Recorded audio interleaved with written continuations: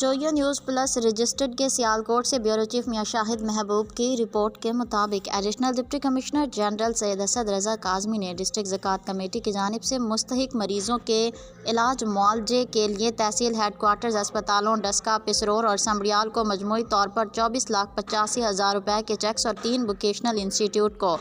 مجموعی طور پر 96,04,000 روپے کے چیکس، مستحق طلباء و طالبات کو فنی تعلیم کے لیے مورا اسکالرشپ کی پہلی قسط سال 2023 اور 24 کے چیکس اداروں کے سربراہان میں تقسیم کر دیے۔